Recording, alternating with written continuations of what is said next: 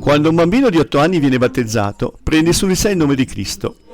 Ebbene, anche la Chiesa, poco dopo che compì gli 8 anni, ricevette il nome di Cristo, quando il Signore rivelò: poiché è così che dovrà essere chiamata la mia Chiesa negli ultimi giorni, cioè la Chiesa di Gesù Cristo dei Santi degli ultimi giorni.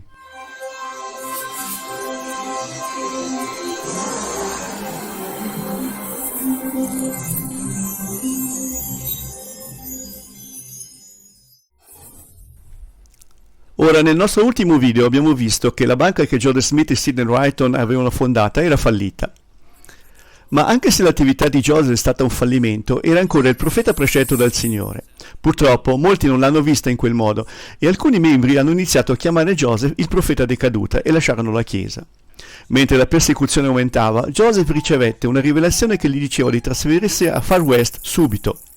Quella notte lui e Sidney cavalcarono fuori città e si nascosero fino a quando le rispettive famiglie si incontrarono con loro. Più tardi quella settimana insieme si trasferirono a Far West, Missouri. Purtroppo nel 1838 ha visto la maggior parte dei membri della Chiesa lasciare la loro amata città e il Tempio e trasferirsi nel Missouri. La Chiesa era a Kirtland da meno di 8 anni. Ora, la vita in Missouri non era tutta rose e fiori. Andiamo quindi a dare una rapida occhiata indietro nel tempo per capire meglio come tutto si combina. Nel 1831 arrivarono i primi santi nel Missouri e vivevano nei dintorni di Independence, nella contea di Jackson. Ma furono costretti a partire nel novembre del 1833. Sono stati lì solo poco più di 2 anni. La persecuzione li spinse poi a nord, attraverso il fiume, fino alla contea di Clay, dove i residenti inizialmente amichevoli cercarono di procurare loro riparo, posti di lavoro e cibo. I santi fecero di tutto per tornare pacificamente alle loro proprietà nella contea di Jackson, ma non ebbero successo. Mentre risiedevano nella contea di Clay, nessuna rivelazione istruì i santi a fondare una città o costruirvi un tempio. Era come se dovessero rimanere in quel luogo solo per un breve termine. Nella primavera del 1836 i residenti della contea di Clay chiesero loro di trasferirsi.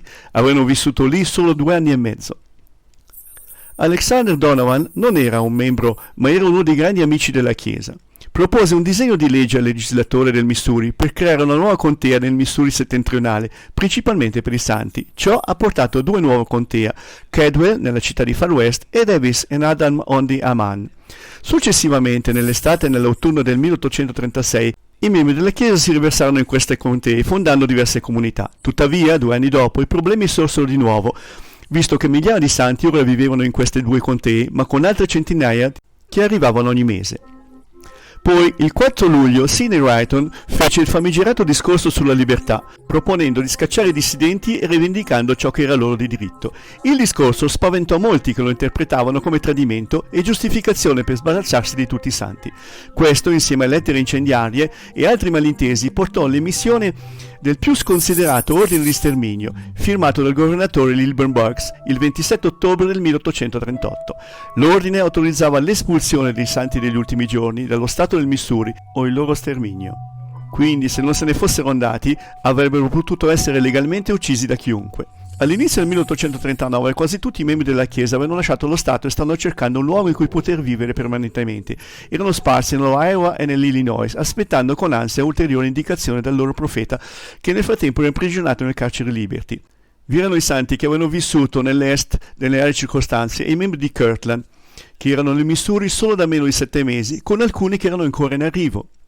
Ora tutti avevano bisogno di un posto dove vivere e adorare pacificamente, ma questo non sarebbe successo ancora per un po'. Pochi mesi prima dell'emissione dell'ordine di sterminio, Joseph ricevette una rivelazione l'8 luglio 1838 per chiamare 4 nuovi apostoli per sostituire quelli che erano andati in apostasia: John Taylor, John Page, Wilford Woodruff e William Richards. La rivelazione affermava inoltre che i 12 sarebbero dovuti essere organizzati e che la primavera successiva sarebbero dovuti partire oltre le grandi acque per predicare il Vangelo. Sarebbero partiti dal sito del Tempio nella città di Far West il 26 aprile 1839. Riesce a capire perché questo sarebbe potuto essere un problema? Dall'ordine di sterminio del 1838 nessun santo poteva entrare nel Missouri senza rischiare la pena di morte. I nemici della Chiesa erano determinati ad assicurarsi che questa rivelazione non si adempisse. E qui entra Brigham Young, che ora è il presidente del cuore dei 12 apostoli ed è determinato ad adempiere esattamente questo comandamento. Anche se ora vivevano circa 200 miglia di distanza in Illinois e Iowa, in aprile Brigham Young riunì gli apostoli disponibili e quelli chiamati a svolgere la missione in Inghilterra. Per diversi giorni sgaiattolarono faticosamente per centinaia di miglia fino ai boschi circostanti di Far West.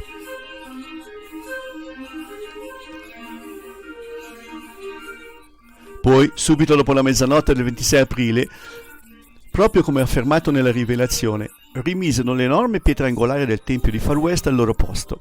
Ordinarono e misero a parte i nuovi apostoli. Al sorgere del sole terminarono il loro incontro. Ma prima che lasciassero la città, fratello Turley, uno dei missionari, andò a bussare alla porta dell'apostata Isaac Russell. Turley disse che voleva solo dirgli addio e poi gli spiegò che tutti gli apostoli avevano mantenuto la loro posizione e ora si stavano dirigendo in Inghilterra per diffondere il Vangelo, proprio come comandato. Oh no, ma che giornata è questa? Così ogni parte della profezia si era adempiuta e Isaac Russell poteva solo guardarli sbalordito mentre lasciavano la città. La prossima volta parleremo della tragica storia del tempo che il profeta trascorse nel carcere di Liberty e delle grandi rivelazioni che vi ricevette. Ci vuole molto per fare questi video, così per mantenere la fruizione online gratuita per tutti, considerate la possibilità di donare. Trovate il link nella descrizione qui sotto. E grazie per aver guardato. Questo episodio è pieno di informazioni, quindi potreste volerlo guardare di nuovo per essere sicuri di non aver perso nulla, comprese le battute esilaranti. Se senti che questo video ti ha aiutato nel tuo cammino verso la verità e il discepolato cristiano, per favore iscriviti e condividi, soprattutto vai a leggere le scritture da te stesso.